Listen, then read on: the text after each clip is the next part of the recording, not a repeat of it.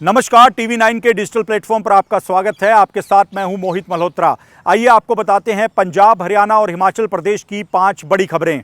चंडीगढ़ स्थित Punjab university campus में एक पीएचडी स्कॉलर लड़की की मौत के बाद हंगामा हो गया। लड़की की मौत करंट लगने से हुई है। बताया जा रहा है कि लड़की सुबह के वक्त गर्ल्स हॉस्टल से निकलकर अपने डिपार्टमेंट के लिए जा रही थी। इसी दौरान कच्चे रास्ते पर बारिश की वजह से पानी जमा था और इसी बारिश के पानी में करंट आने के बाद लड़की की मौत हुई है। बताया जा रहा है कि जिस जगह से लड़की गुजर रही थी वहां पर कुछ इलेक्ट्रिक पैनल्स लगे हुए थे, जिनमें से बिजली की तारें बाहर ज़मीन पर ही खुले में रखी गई थी, जिसके कारण वहां आसपास के इलाके में करंट आ गया और इस करंट की चपेट में लड़की के आने के कारण उसकी मौत हो गई।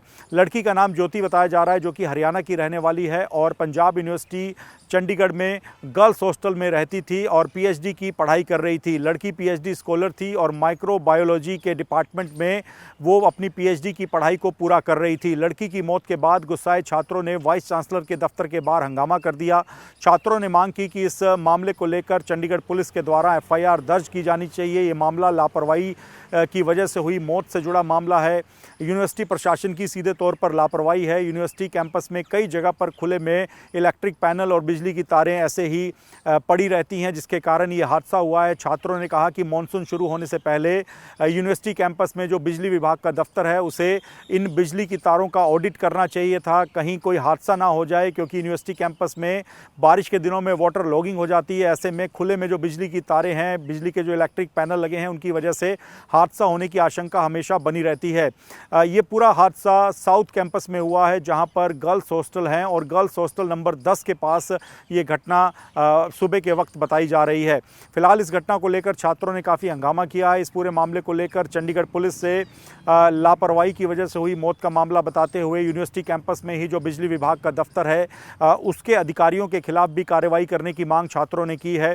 टीवी 9 भारतवर्ष की टीम भी जब यूनिवर्सिटी कैंपस में पहुंची तब इस दौरान छात्र हंगामा करते हुए दिखाई दिए। हमारी टीम ने जो यूनिवर्सिटी कैंपस के अंदर ही बिजली विभाग का दफ्तर है वहां जाकर जब एग्जीक्यूटिव इंजीनियर और अन्य अधिकारियों से बात करने का प्रयास किया तो वहां पर ताला लटका हुआ था। मौके पर कुछ अन्य कर्मचारी मौजूद थे। इन बिजली विभाग के कर्मचारियों ने कुछ भी बोलने से इनकार कर दिया। इनका कहना था कि एग्जीक्यूटिव इंजीनियर आखिरकार कहां गए हैं उसे लेकर उनको कोई जानकारी नहीं है। लेकिन इस पूरी घटना के बाद ऐसा लग रहा है कि यूनिवर्सिटी प्रशासन पूरे मामले पर लीपापोती करने में लगा हुआ है। इस पूरे मामले को लेकर यूनिवर्सिटी की वाइस चांसलर रेनू विग भी सामने आई हैं। प्रोफेसर रेनू विग ने सीधे तौर पे कहा कि एक कमेटी बनाकर पूरे मामले की जांच करवाई जाएगी। लेकिन छात्रों का कहना है कि इससे पहले भी यूनिवर्सिटी में कई तरह के अलग अलग हादसे हुए हैं। इन तमाम हादसों और घटनाओं के दौरान भी यूनिवर्सिटी के द्वारा कमेटियां बना दी जाती है, लेकिन इन कमेटी की रिपोर्ट से कुछ भी हासिल नहीं होता है। कुछ महीने पहले यूनिवर्सिटी में फेस्ट के दौरान एक छात्र की हत्या कर दी गई थी। उस मामले को लेकर भी छात्रों का कहना है कि जो कमेटी बनाई गई थी उसने अब तक अपनी रिपोर्ट में कोई भी ऐसी ठोस बातें पेश नहीं की हैं। इसी वजह से उन्हें लगता है कि यूनिवर्सिटी प्रशासन और वाइस चांसलर के द्वारा उन्हें लॉलीपॉप देने का प्रयास किया जा रहा है। इस घटना में छात्र शांत हो जाएं, इसी वजह से कमेटी बनाने की मांग की जा रही है। फिलहाल घटना को लेकर बुधवार को लड़की के शव का पोस्टमार्टम करवाया जाएगा, जिसके बाद उसका शव उसके परिजनों को सौंप दिया जाएगा। लेकिन इस घटना को लेकर लगातार यूनिवर्सिटी में हंगामा मचा हुआ है। यूनिवर्सिटी में कुछ ही दिनों के बाद छात्र संघ के चुनाव होने हैं। ऐसे में ये घटना एक बड़ा छात्र राजनीति का मुद्दा बन सकती है। इस घटना को लेकर लगातार छात्रों और यूनिवर्सिटी प्रशासन के बीच टकराव जारी है। चुनाव आयोग के द्वारा हरियाणा में स्पेशल इंटेंसिव रिवीजन यानी एसआईआर की प्रक्रिया का पहला चरण पूरा कर लिया गया है। इस चरण की खास बात यह है कि करीब 33,87,000 मतदाता ऐसे हैं जिन्हें अनकलेक्टेबल घोषित किया गया है। अनकलेक्टेबल यानी जो मतदाता बीएलओ के संपर्क में नहीं आ सके हैं और इन लोगों के वोटों का सत्यापन नहीं हो सका है। इन 33,87,000 में से करीब 6 लाख से अधिक मतदाता ऐसे हैं जिनकी मृत्यु हो चुकी है। यानी इसके बावजूद भी 26 से 27 लाख ऐसे मतदाता हैं जिनका सत्यापन अब तक पूरा नहीं हो सका है।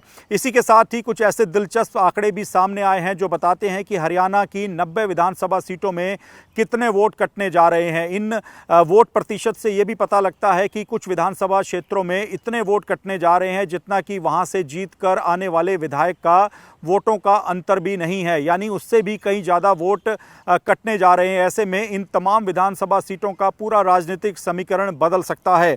जो जानकारी अब तक सामने आई है उसके मुताबिक हरियाणा की 90 विधानसभा सीटों में से 76 सीटें ऐसी हैं जहां पर वोट कटने का आंकड़ा 2024 के हरियाणा विधानसभा चुनाव में विधायकों के जीत के अंतर से भी कहीं ज़्यादा है। हालांकि मतदाता सूची का फाइनल ड्राफ्ट 31 जुलाई को आना है, जिसके बाद इस पूरे मामले को लेकर और भी क्लैरिटी आएगी। हालांकि 31 जुलाई को जो ड्राफ्ट आएगा उसके बाद 1 महीने का वक्त मतदाताओं को दिया जाएगा। ऐसे वोटर्स जिनके नाम इस वोटर लिस्ट में नहीं है या कट चुके हैं, उनको अपनी आपत्तियां दर्ज करवाने और अपना नाम फिर से मतदाता सूची में दाखिल करवाने, दर्ज करवाने के लिए वक्त दिया जाएगा और साथ ही उन्हें उचित दस्तावेज दिखाने पर इस मतदाता सूची में फिर से शामिल किया जा सकता है। लेकिन जो आंकड़े सामने आ रहे हैं उसके मुताबिक हरियाणा की 90 में से 76 ऐसी विधानसभा सीटें हैं जहां पर विधायकों के जीत का अंतर उसके आसपास या उससे ज़्यादा जो वोट हैं वो कटने का अनुमान लगाया जा रहा है।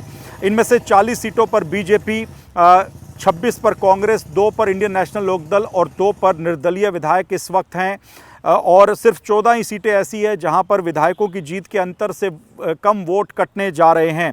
इनमें से 11 सीटों पर कांग्रेस, 2 में बीजेपी और 1 में निर्दलीय है। सिर्फ यही 14 ऐसी सीटें हैं जहां पर वोट कटने का जो अंतर है वो जीत कर आने वाले विधायक के वोट के अंतर से कम है।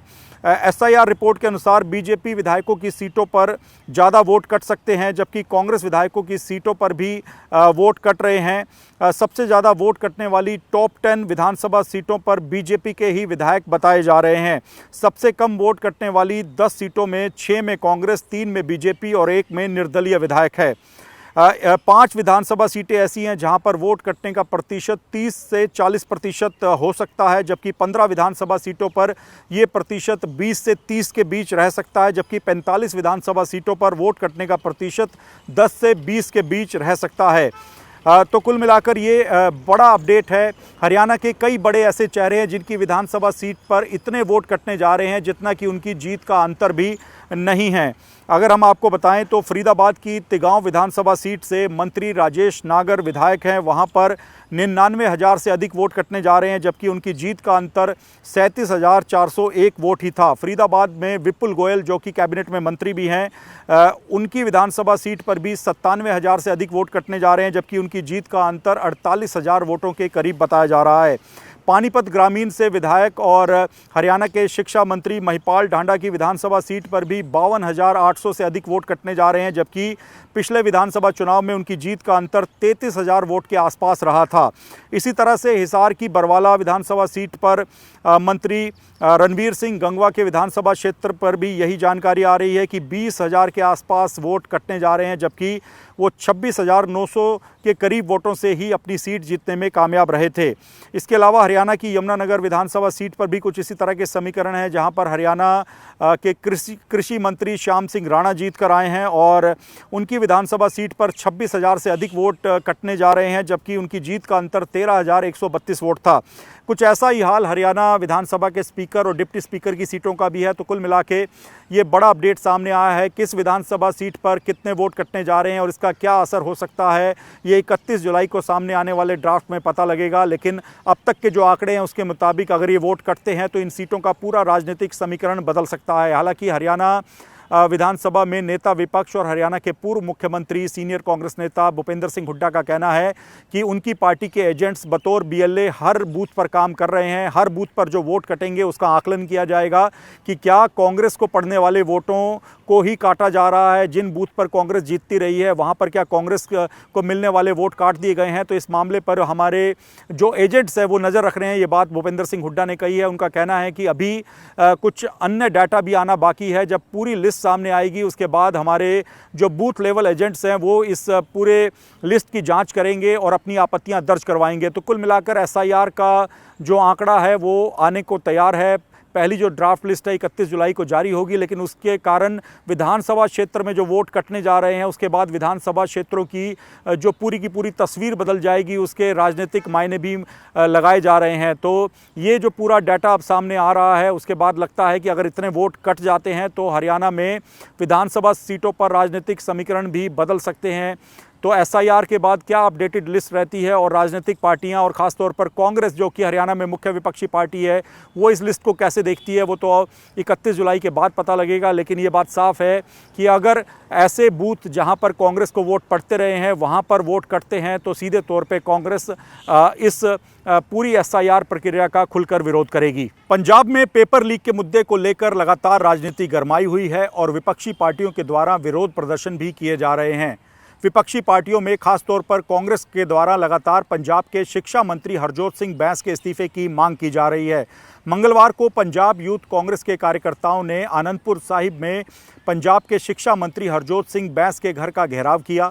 प्रदर्शनकारियों को रोकने के लिए पंजाब पुलिस के द्वारा 2 जगहों पर बैरिकेडिंग की गई थी, लेकिन दोनों ही बैरिकेड्स को तोड़ते हुए यूथ कांग्रेस के कार्यकर्ता हरजोत सिंह बैंस के आवास के मुख्य गेट तक पहुंच गए और वहां पर धरना लगाकर जमकर प्रदर्शन किया। इस दौरान मौके पर तहसीलदार समेत अन्य कई पंजाब पुलिस और प्रशासन के सीनियर अधिकारी पहुंच गए। इन लोगों ने प्रदर्शनकारियों से मांग पत्र लिया जिसमें हरजोत सिंह बैंस के इस्तीफे की मांग की गई थी।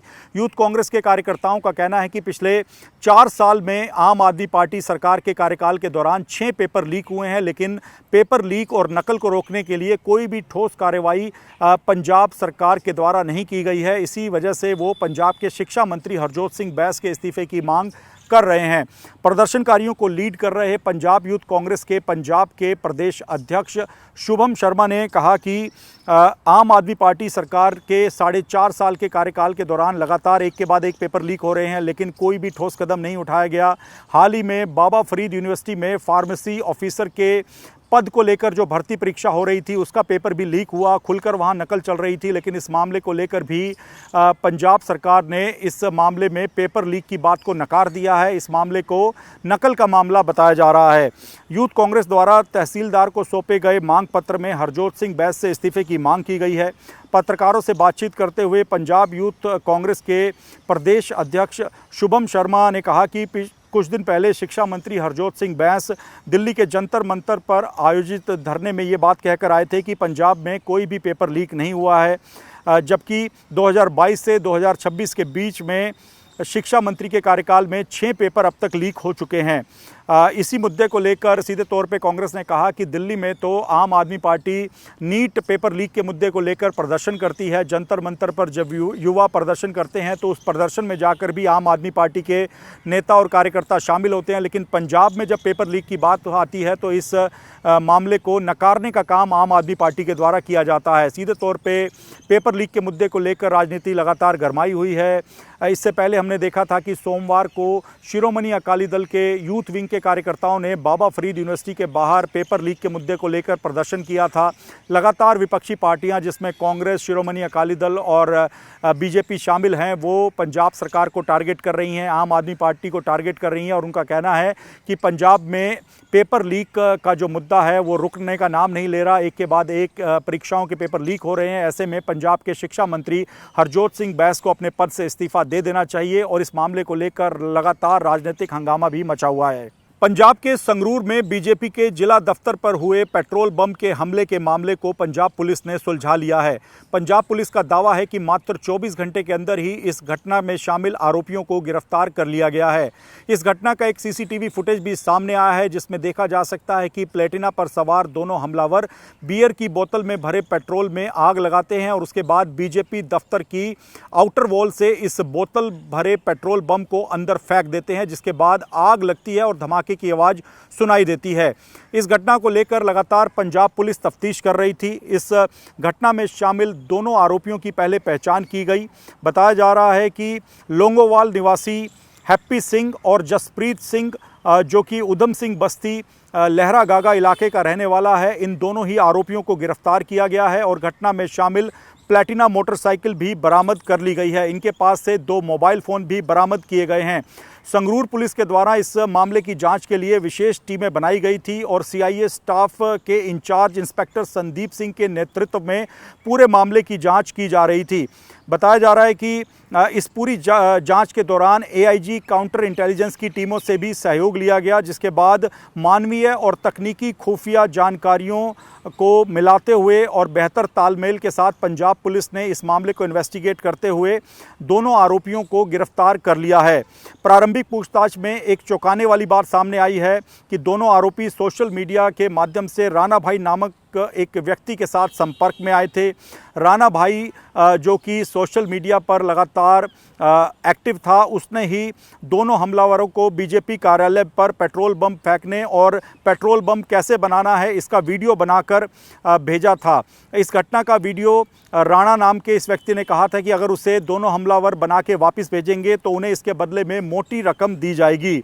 इस काम के लिए राणा भाई नाम के इस व्यक्ति ने यूपीआई और अन्य माध्यमों से 2 इंस्टॉलमेंट के जरिए 2200 रुपये आरोपियों के खातों में ट्रांसफ़र किए थे और काम होने के बाद और भी पैसा देने का वादा किया गया था। आरोपियों ने तय योजना के मुताबिक वारदात को अंजाम दिया। उन्हें पेट्रोल बम बनाने को लेकर कुछ यूट्यूब वीडियो भेजे गए थे, जिसकी मदद से उन्होंने बियर की बोतल में पेट्रोल भरकर उसका पेट्रोल बम बनाया और उसके बाद बीजेपी कार्यालय के अंदर फेंक दिया। फिलहाल अब पुलिस के द्वारा जो 2 मोबाइल फ़ोन इन दोनों ही आरोपियों से जब्त किए गए हैं, उनके कॉल रिकॉर्ड्स और सोशल मीडिया हैंडल्स के माध्यम से जांच को आगे बढ़ाया जा रहा है, जिसके माध्यम से जो सोशल मीडिया पर इन लोगों की राणा भाई नाम के हैंडलर के साथ चैट हो रही थी, उससे कुछ और सुराग मिलने की संभावना है। ये राणा भाई क्या पाकिस्तान से सक्रिय था? पाकिस्तान से एक्टिव होकर उसने इन दोनों लोगों को अपने साथ जोड़कर इस हमले की साजिश रची थी? इस एंगल पर भी लगातार तफ्तीश की जा रही है। फिलहाल दोनों आरोपियों को कोर्ट में पेश करके उनका रिमांड ले लिया गया है। पंजाब पुलिस का कहना है कि दोनों आरोपियों से पूछताछ की जाएगी, जिसके बाद इस हमले का जो मुख्य हैंडलर है राणा भाई नाम का जो व्यक्ति है, उसको लेकर कोई पुख्ता जानकारी मिल सकती है। फिलहाल सोशल मीडिया प्लेटफॉर्म्स के जरिए भी राणा भाई की तलाश की जा रही है। क्या ये पाकिस्तान में बैठकर एक्टिव था या फिर भारत में रहकर ही इस तरह से बीजेपी के दफ्तर पर हमला करवाने की साजिश इसने रची थी? इसको लेकर लगातार तफ्तीश हो रही है और दोनों आरोपियों से भी लगातार पूछताछ की जा रही है। हिमाचल प्रदेश के कई इलाकों में लगातार भारी बारिश हो रही है। भारी बारिश के कारण तबाही की तस्वीरें भी सामने आ रही हैं। अगले 48 घंटे के लिए भी हिमाचल प्रदेश के कई इलाकों में भारी बारिश का अलर्ट जारी किया गया है। जो जानकारी सामने आ रही है उसके मुताबिक चंबा जिला सबसे अधिक प्रभावित बताया जा रहा है, जहां पर अलग अलग घटनाओं में कुछ घरों के साथ ही व्यावसायिक दुकानों और वाहनों को काफ़ी नुकसान पहुंचा है। अगर हम चंबा जिले की बात करें तो यहां पर उदयपुर, धौलटी, नवोदय मार्ग और भरियाड़ जैसे इलाकों में काफ़ी भारी तबाही हुई है। इन इलाकों में भारी लैंडस्लाइड हुआ है। लगातार इन इलाकों में भारी बारिश हो रही है, जिसके कारण लैंडस्लाइड की घटनाओं में काफ़ी बढ़ोतरी हुई है, जिसकी वजह से मलबा सड़कों और आवासीय क्षेत्रों में आ गया है, जिसके कारण कई वाहन मलबे की चपेट में दब गए हैं। दबे हुए वाहनों में निजी वाहनों के साथ ही कई मालवाहक ट्रक, 2 पहिया वाहन और इसके अलावा सरकारी वाहन भी शामिल हैं। भरमौर पठानकोट राष्ट्रीय राजमार्ग पर स्थित तडोली नाला के पास भी लगातार भारी बारिश हो रही है। इसके कारण ये नाला उफान पर बताया जा रहा है। नाले का बहाव इतना तेज़ हो चुका है कि नाला अपने साथ कई बड़े बड़े पत्थर और मिट्टी, मलबा सब कुछ बहाकर ला रहा है, जिसके कारण लगातार आसपास के लोगों को काफ़ी परेशानी का सामना करना पड़ रहा है। ये भी जानकारी सामने आ रही है कि तडोली नाले में तेज़ बहाव के साथ मलबा और पत्थर बहकर आया और नज़दीक ही एक दुकान के अंदर घुस गया, जिसके कारण ये जो पूरा जनरल स्टोर था, जो दुकान थी, वो मलबे से भर गया, जिससे इस दुकान के मालिक को काफ़ी नुकसान उठाना पड़ा है। सुल्तानपुर नाले में भी लगातार तेज़ बहाव के साथ पानी आ रहा है, जिसके बाद इस नाले ने भी रौद्र रूप अपनाया हुआ है, जिसकी वजह से स्थानीय लोगों के लिए लगातार बाढ़ का खतरा बना हुआ है। नाले के बहाव में कई वाहन भी बहकर चले गए हैं। नाले के किनारे पर जो लोग अपने वाहन और स्कूटर पार्क करते हैं, वो भी पानी के तेज़ बहाव में बह गए हैं, जिसके कारण पूरे इलाके में दहशत का माहौल बना हुआ है। भरमौर पठानकोट हाईवे पर एक दर्दनाक हादसे की खबर भी सामने आई है, जहां पर बताया जा रहा है कि बारिश के कारण सड़क पर काफ़ी कीचड़ था, जिसकी वजह से एक ऑल्टो कार नीचे खाई में जा गिरी, जिसके कारण 5 लोगों की मौत हुई है। चंबा जिले के भरमौर पठानकोट राष्ट्रीय राजमार्ग की घटना बताई जा रही है। बताया जा रहा है कि देर रात ऑल्टो कार खाई में गिर गई, जिसके कारण इस ऑल्टो कार में सवार करीब 5 लोगों की मौत हो गई। तो ये कुल मिलाकर इस तरह की घटनाएं लगातार चंबा ज़िले में सामने आ रही हैं। चंबा ज़िले को लेकर हाई अलर्ट भी रखा गया है। इसके साथ ही बानी खेत जो इलाका है, वहाँ पर भी एक गाड़ी के दुर्घटनाग्रस्त होने की खबर लगातार सामने आ रही है। हिमाचल प्रदेश पुलिस और प्रशासन के द्वारा लगातार लोगों को अलर्ट किया जा रहा है कि बारिश के दौरान वो यात्रा करने से बचें, क्योंकि लैंडस्लाइड की घटनाएं भी हो रही हैं। जो संपर्क मार्ग हैं, जो राष्ट्रीय राजमार्ग हैं, वहाँ पर कई जगह पर काफ़ी भारी मलबा और कीचड़ आ गया, जिसके कारण वाहनों को वहाँ से निकालने में काफ़ी मशक्क़त करनी पड़ रही है। तो चंबा ज़िले में लगातार एक के बाद एक इस तरह की घटनाएं सामने आ रही हैं, जिसके बाद स्थानीय प्रशासन को हाई अलर्ट पर रखा गया है। अगले 24 घंटे के लिए भी हिमाचल प्रदेश में तेज़ बारिश का हाई अलर्ट है। इसके कारण लोगों को सतर्क रहने के निर्देश दिए गए हैं। तो ये थी पंजाब, हरियाणा और हिमाचल प्रदेश की 5 बड़ी खबरें। देश और दुनिया की अन्य तमाम खबरों के लिए TV9 के डिजिटल प्लेटफॉर्म्स के साथ जुड़े रहें। नमस्कार।